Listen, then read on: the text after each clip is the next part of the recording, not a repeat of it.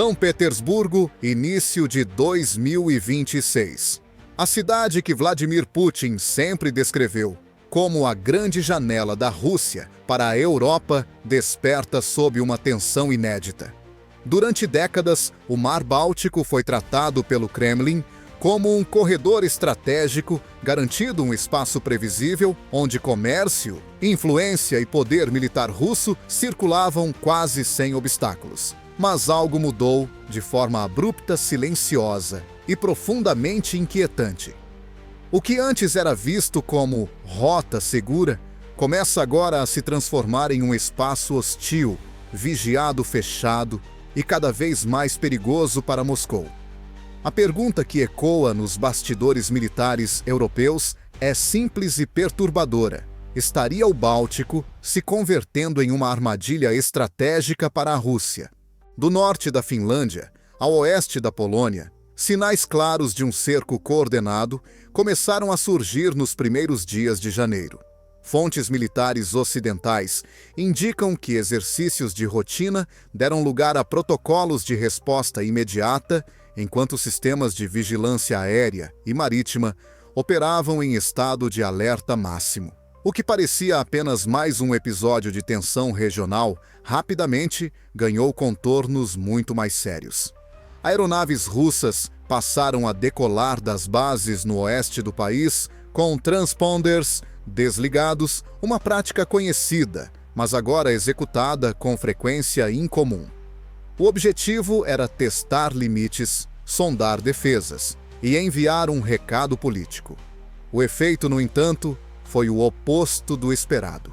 Dados divulgados por veículos europeus especializados em defesa apontam que essas incursões aéreas foram detectadas quase instantaneamente pela rede integrada de vigilância da OTAN.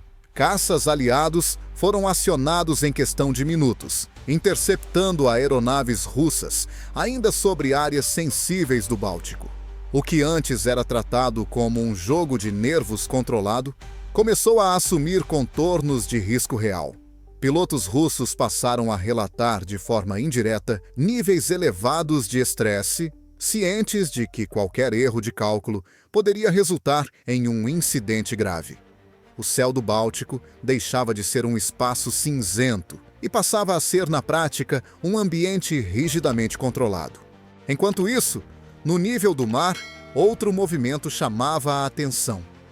A chamada Frota Sombra Russa, composta por navios envelhecidos mal segurados e usados há anos para contornar sanções internacionais, continuava operando como se nada tivesse mudado. Esses cargueiros e petroleiros eram peças centrais para manter o fluxo de receitas energéticas do Kremlin. Mas, no início de janeiro, esse sistema sofreu um abalo profundo. Em águas internacionais do Atlântico Norte, um navio associado a esquemas de evasão de sanções foi abordado por forças navais ocidentais.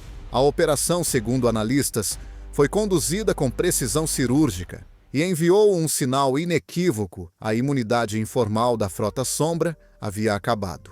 O impacto psicológico dessa ação foi imediato. Empresas de seguro marítimo começaram a revisar contratos capitães, passaram a recusar rotas consideradas de alto risco, e operadores logísticos entraram em modo de cautela extrema. Cada embarcação que deixava portos como São Petersburgo ou Kaliningrado passou a carregar não apenas carga, mas a incerteza de uma possível apreensão. Para Moscou, isso significava algo muito mais grave do que a perda de um único navio. Representava a fragilização de toda uma rede paralela que sustentava a economia de guerra russa longe dos holofotes oficiais. Em terra firme, o cenário não era menos preocupante. Países do flanco oriental europeu intensificaram fortificações ao longo de suas fronteiras. Barreiras físicas, obstáculos antitanque e sistemas de vigilância avançados começaram a redesenhar o mapa da região. Kaliningrado, enclave estratégico russo no coração da Europa, passou a ser visto por analistas como um ponto vulnerável cada vez mais isolado de Moscou. Linhas ferroviárias enfrentavam interrupções, conexões energéticas eram revistas e a logística civil começava a sentir os efeitos de um cerco indireto, mas eficaz. O resultado desse conjunto de movimentos é um sentimento crescente de aperto estratégico. O Mar Báltico, que durante anos simbolizou acesso e projeção, começa a se assemelhar a um espaço de confinamento. Cada voo interceptado, cada navio monitorado, cada fronteira reforçada contribui para uma percepção inquietante dentro do Kremlin. A Rússia não está apenas enfrentando pressão militar direta, mas um processo de estrangulamento gradual, calculado e multidimensional. E este é apenas o início. Se o céu está fechado, o mar vigiado, e a terra cada vez mais bloqueada até onde esse cerco pode avançar. Estaria Moscou preparada para responder a um cenário em que suas rotas vitais se tornam pontos de vulnerabilidade. No próximo momento, os efeitos dessa estratégia começam a se espalhar para além do Báltico, atingindo a economia, a política e a própria estabilidade interna russa. O que vem a seguir pode redefinir completamente o equilíbrio de poder na região. À medida que o cerco no Báltico se tornava mais visível, os efeitos começaram a se aprofundar de forma silenciosa, mas devastadora. A partir da segunda semana de janeiro de 2026, analistas de segurança passaram a identificar um padrão claro. A pressão não estava limitada ao espaço aéreo ou às rotas marítimas imediatas, mas avançava em camadas coordenadas, explorando vulnerabilidades logísticas que Moscou havia ignorado por anos. O que parecia uma sequência de incidentes isolados começou a revelar uma arquitetura estratégica muito mais ampla, desenhada para reduzir drasticamente a margem de manobra russa sem recorrer a um confronto direto. No centro dessa engrenagem estava o Mar Báltico, agora tratado por forças ocidentais como um espaço de controle permanente. Relatórios de monitoramento naval indicam que navios russos passaram a ser acompanhados desde o momento em que deixavam os portos. Não se tratava apenas de vigilância passiva. Cada deslocamento era registrado, analisado e cruzado com dados de seguros registros de carga e histórico de sanções. Esse nível de escrutínio transformou o simples ato de navegar em um risco financeiro e político. Para armadores e intermediários, a equação era clara. Qualquer ligação com o petróleo russo poderia resultar em perdas milionárias ou em processos legais prolongados. Essa mudança de ambiente teve um impacto direto no fluxo de receitas energéticas do Kremlin. Fontes do setor indicam que, em questão de dias, contratos foram suspensos e carregamentos atrasados. O petróleo principal, fonte de financiamento da máquina militar russa, começou a enfrentar gargalos inesperados. Cada dia de atraso significava menos recursos disponíveis para sustentar operações no fronte e para manter a estabilidade interna. Não era um colapso imediato, mas um sangramento constante difícil de estancar. Enquanto isso, em Kaliningrado, os efeitos do isolamento começavam a ser sentidos pela população civil. A redução no tráfego ferroviário e o endurecimento dos controles fronteiriços criaram um clima de incerteza. Supermercados passaram a registrar compras acima do normal, postos de combustível enfrentaram filas e bancos observaram um aumento significativo na retirada de dinheiro em espécie. Esses sinais, embora discretos, revelavam algo fundamental: a percepção de segurança estava se deteriorando. O enclave, antes apresentado como símbolo da presença russa no coração da Europa, começava a se transformar em um fardo logístico difícil de sustentar. No plano político, a pressão também se intensificava.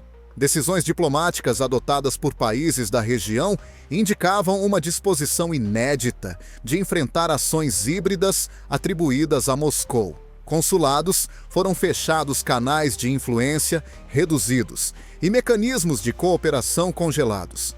Cada uma dessas medidas contribuía para enfraquecer a capacidade russa de operar nas zonas cinzentas da diplomacia europeia. Não se tratava apenas de expulsar diplomatas, mas de desmontar redes de informação e influência construídas ao longo de décadas.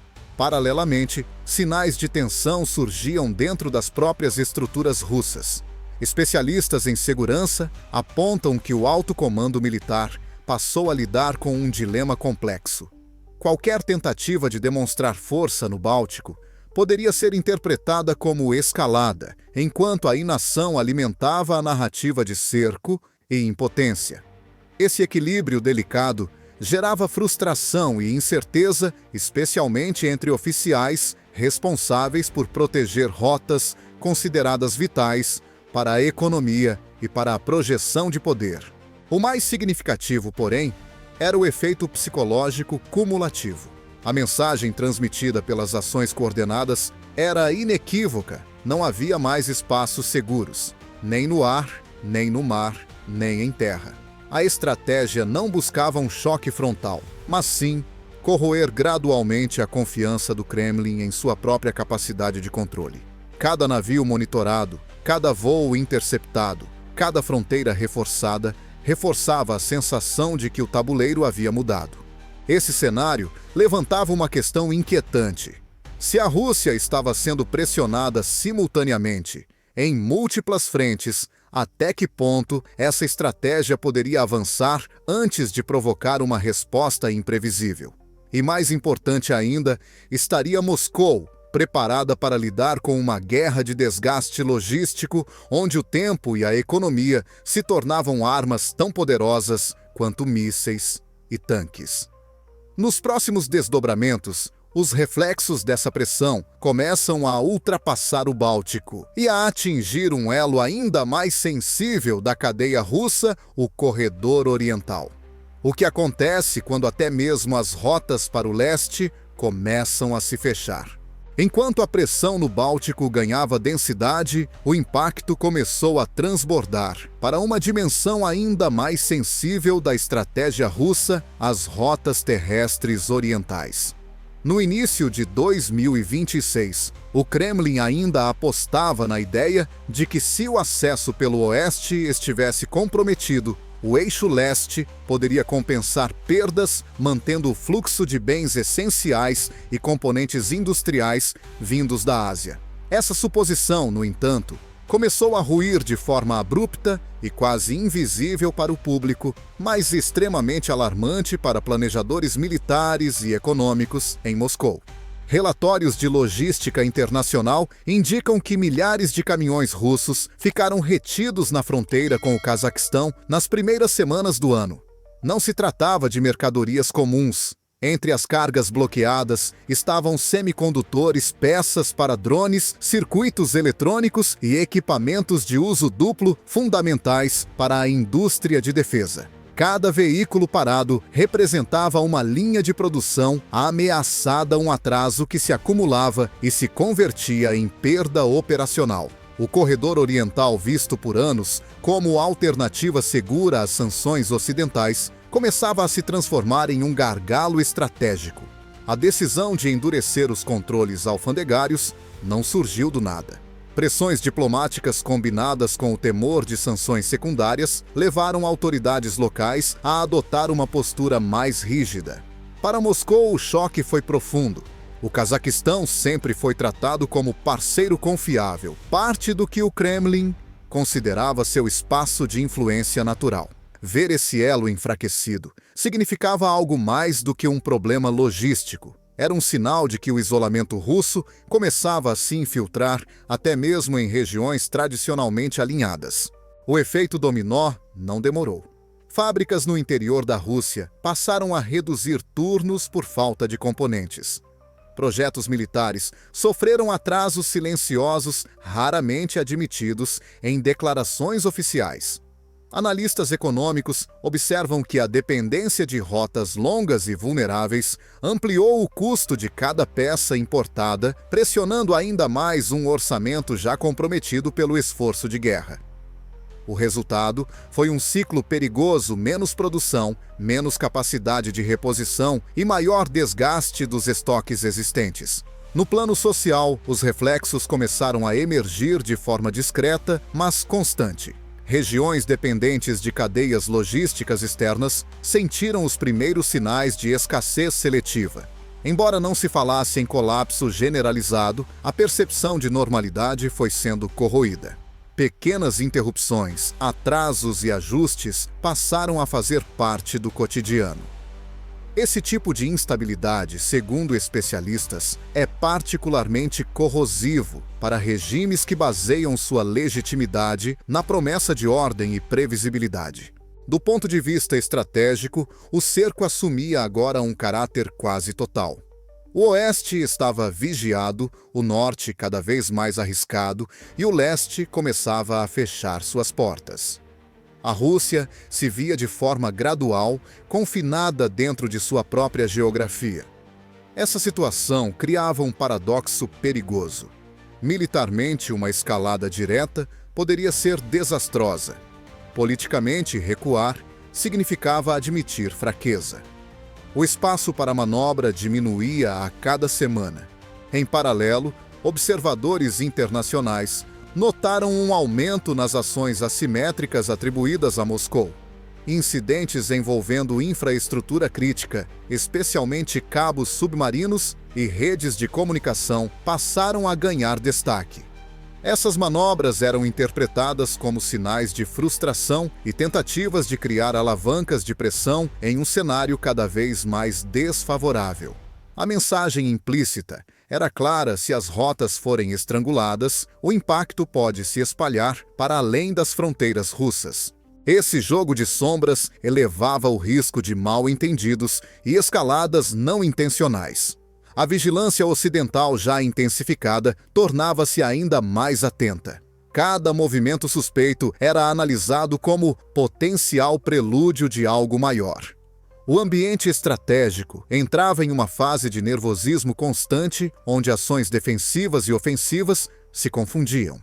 No fundo, o que se desenhava era um teste de resistência. Não apenas de forças armadas, mas de sistemas econômicos, alianças políticas e da própria capacidade do Kremlin de sustentar uma narrativa de controle. A pergunta que começava a surgir nos círculos de análise: era inquietante quanto tempo um país pode operar sob esse nível de pressão multidirecional antes que fissuras internas se tornem impossíveis de esconder.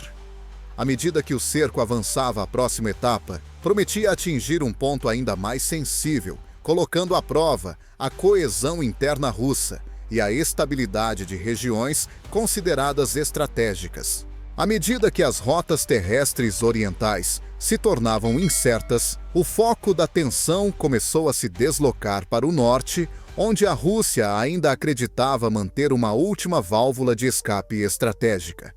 O corredor ártico, tradicionalmente visto pelo Kremlin como uma alternativa resistente à pressão ocidental, passou a enfrentar obstáculos inesperados. No início de 2026, relatórios de segurança e observação regional apontaram um aumento significativo em incidentes ferroviários e falhas técnicas ao longo das linhas que conectam o interior russo aos portos do norte. Oficialmente, tratava-se de problemas logísticos comuns. Na prática, o impacto foi muito mais profundo. Essas rotas eram vitais não apenas para o comércio, mas também para a movimentação de equipamentos sensíveis ligados à frota submarina e à infraestrutura estratégica russa. Cada interrupção representava um atraso crítico. Observadores independentes destacam que a escassez de peças industriais básicas, como rolamentos e componentes mecânicos, dificultava reparos rápidos, criando um efeito cascata. Trens parados significavam portos congestionados, navios ociosos e, acima de tudo, a sensação crescente de que até mesmo os caminhos considerados seguros estavam se tornando vulneráveis. Foi nesse contexto que surgiram os primeiros sinais de uma mudança de postura por parte de Moscou. Diante do avanço do estrangulamento logístico, o Kremlin passou a recorrer a métodos indiretos para tentar recuperar alguma forma de iniciativa. Incidentes envolvendo cabos submarinos de comunicação no Mar Báltico e no norte da Europa passaram a ser discutidos com mais intensidade nos círculos de segurança. Movimentos suspeitos de navios de pesquisa russos, equipados com tecnologia avançada de mapeamento do fundo do mar, despertaram preocupações sobre possíveis ações de sabotagem. A resposta ocidental foi rápida e calculada. Países da região intensificaram a proteção de infraestruturas críticas, ampliando patrulhas navais e reforçando a cooperação em inteligência. Em um episódio que chamou a atenção internacional, uma embarcação russa foi retida para investigação sob suspeita de envolvimento em atividades hostis contra cabos de dados. O recado era inequívoco: qualquer tentativa de escalar o conflito para o domínio híbrido seria monitorada e enfrentada. Esse confronto silencioso elevou a tensão a um novo patamar. Não se tratava mais apenas de comércio, energia ou fronteiras físicas, mas do funcionamento básico das sociedades modernas. Comunicações, sistemas financeiros e cadeias digitais entravam na equação estratégica. Para Moscou, a situação tornava-se cada vez mais complexa. Qualquer ação mais agressiva poderia justificar respostas ainda mais duras, enquanto a contenção prolongada continuava a corroer suas capacidades. Dentro da Rússia, o efeito psicológico dessa realidade começou a se infiltrar nos círculos de poder. Elites econômicas e figuras ligadas ao aparato estatal passaram a perceber que as opções de saída estavam se reduzindo rapidamente. A possibilidade de transferir recursos, proteger ativos ou mesmo garantir mobilidade internacional tornava-se cada vez mais limitada. Fronteiras fechadas, mares vigiados e céus controlados formavam um quadro de confinamento que poucos haviam previsto com tanta intensidade. Analistas observam que essa sensação de cerco é particularmente perigosa. Regimes sob pressão extrema tendem a oscilar entre a busca por negociações e impulsos de escalada simbólica para preservar a autoridade interna. No caso russo, esse dilema se manifestava em discursos cada vez mais defensivos, contrastando com ações pontuais destinadas a mostrar que Moscou ainda podia causar impacto. O tabuleiro estratégico entrava assim em uma fase de equilíbrio instável. Cada movimento era calculado, cada gesto analisado à exaustão. O risco não estava apenas em uma decisão deliberada, mas em um erro de interpretação, em um incidente menor, que pudesse desencadear reações em cadeia. Enquanto isso, o cerco continuava a se apertar, não com um golpe único, mas com uma sequência de pressões constantes que minavam a confiança e a capacidade de resposta do Kremlin. O que se desenhava era um teste decisivo. Se até mesmo o norte, última esperança logística russa, começava a falhar, que opções restariam a Moscou?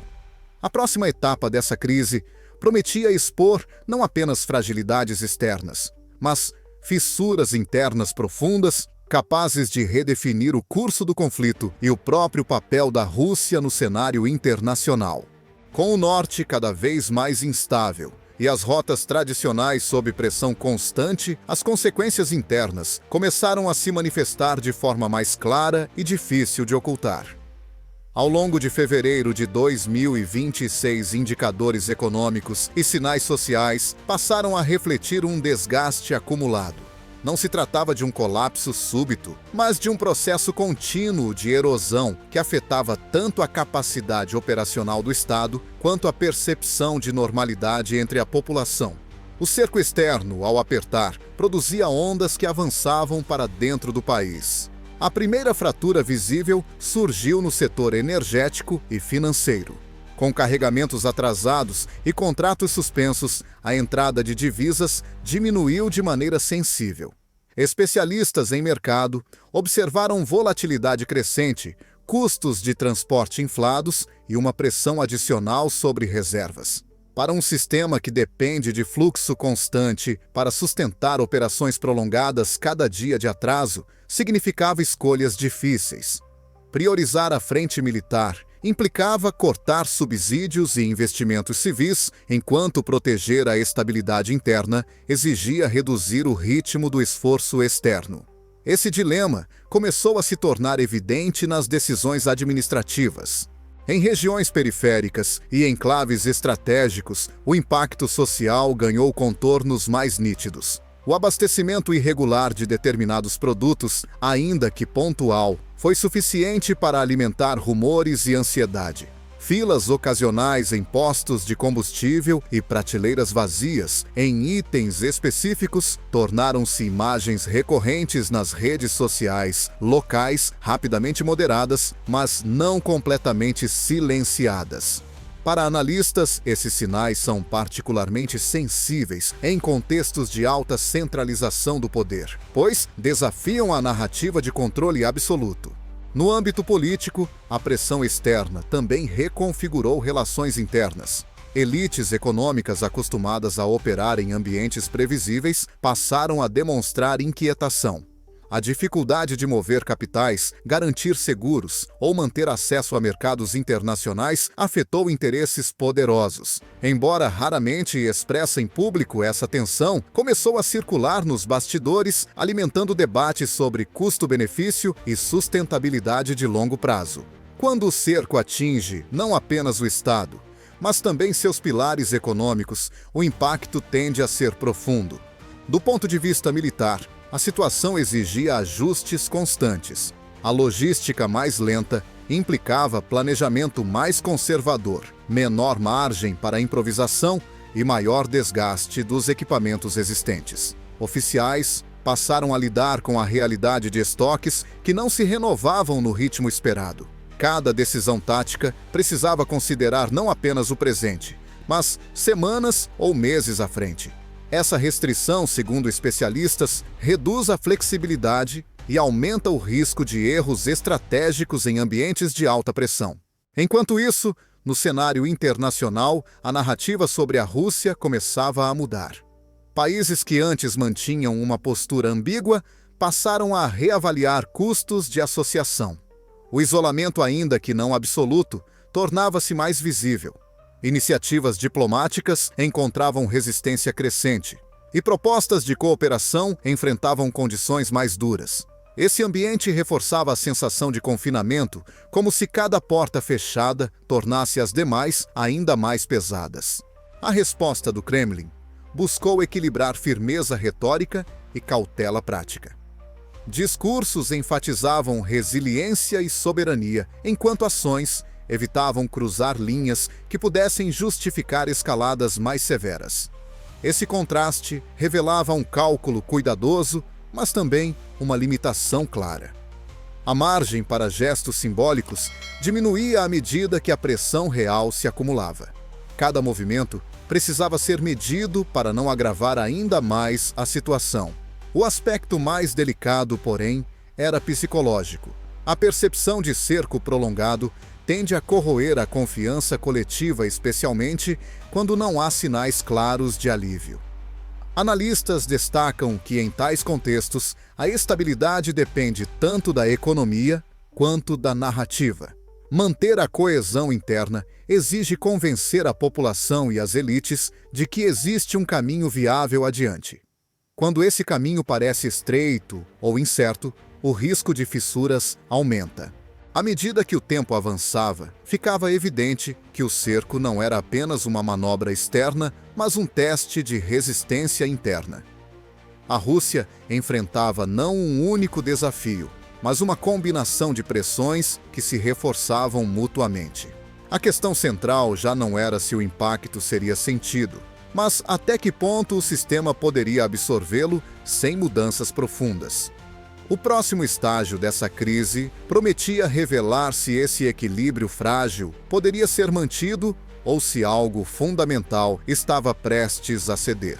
À medida que o cerco se consolidava, o quadro estratégico atingia um ponto de inflexão.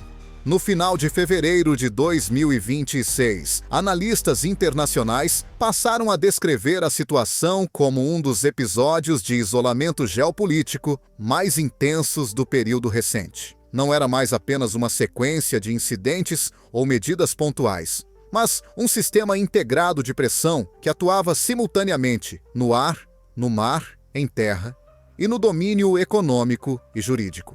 A Rússia se via diante de uma realidade inédita, suas principais rotas de projeção externa estavam comprometidas ao mesmo tempo. O Mar Báltico, em particular, simbolizava essa transformação. O espaço que durante décadas funcionou como elo vital entre Moscou e a Europa Ocidental passou a operar sob vigilância constante. Movimentos navais eram acompanhados em tempo real, voos eram interceptados com rapidez, e qualquer atividade fora do padrão recebia atenção imediata. Para estrategistas, isso representava mais do que controle territorial. Era a demonstração de que a iniciativa havia mudado de mãos. A capacidade russa de ditar ritmos e impor incerteza foi substituída por uma postura reativa, limitada e cautelosa. No plano diplomático, o isolamento ganhou forma concreta. O fechamento de representações, a redução de canais oficiais e o endurecimento de posições políticas enfraqueceram a presença russa em fóruns regionais. Cada decisão reforçava a mensagem de que ações híbridas e tentativas de intimidação não seriam mais toleradas. Essa postura, sustentada por uma coordenação inédita entre aliados, minava décadas de investimento russo em influência regional. Economicamente, o impacto acumulado começava a pesar de forma decisiva. A dificuldade de escoar energia, obter componentes críticos e garantir seguros internacionais criava um ambiente de incerteza prolongada. Para um país acostumado a utilizar recursos naturais como instrumento de poder, essa limitação era particularmente sensível. O tempo nesse contexto tornava-se um fator estratégico. Quanto mais o cerco se mantinha, maior o desgaste estrutural. Especialistas destacam que essa abordagem representa uma mudança importante na forma como conflitos entre grandes potências são conduzidos. Em vez de confrontos diretos, o foco desloca-se para áreas onde a superioridade militar tradicional oferece menos proteção. Regras, inspeções, sanções e controle logístico tornam-se armas tão eficazes quanto sistemas de combate avançados. Para Moscou, adaptar-se a esse novo campo de batalha é um desafio complexo, que exige recursos, alianças e margem política cada vez mais escassos. No interior da Rússia, a sensação de confinamento estratégico começava a se refletir em debates mais amplos sobre futuro e resiliência. Manter a estabilidade em um ambiente de pressão contínua requer mais do que discursos. Exige resultados tangíveis e perspectivas claras. Sem elas, a confiança tende a se desgastar, abrindo espaço para questionamentos silenciosos, mas persistentes. Ao observar o conjunto desses movimentos, torna-se evidente que o ano de 2026 não se apresenta como um período de expansão ou afirmação, mas como uma fase de sobrevivência estratégica. A Rússia enfrenta um cenário em que cada escolha carrega custos elevados e onde erros podem ter consequências duradouras. O cerco não precisa ser absoluto para ser eficaz. Basta ser constante, previsível e difícil de contornar. O futuro permanece em aberto. Moscou pode tentar negociar, adaptar-se ou buscar formas indiretas de aliviar a pressão. O que parece claro é que o equilíbrio regional foi profundamente alterado. O Báltico deixou de ser apenas um espaço geográfico e tornou-se um símbolo de uma nova realidade estratégica, onde acesso, influência e poder são definidos por regras mais rígidas e coordenação mais estreita entre aliados. Se você chegou até aqui, vale refletir sobre o que esse cenário revela sobre a forma como os conflitos modernos estão sendo travados. A pressão logística, econômica e política pode ser tão decisiva quanto a força militar direta. Na sua opinião, esse tipo de estratégia é capaz de redefinir o equilíbrio de poder no longo prazo, ou corre o risco de provocar reações imprevisíveis? Deixe seu comentário, participe da discussão e compartilhe sua análise. Para continuar acompanhando conteúdos aprofundados sobre geopolítica, segurança internacional e os desdobramentos mais recentes do cenário global, inscreva-se no canal e ative as notificações. Assim você não perde nenhuma atualização importante sobre os temas que estão moldando o mundo neste momento.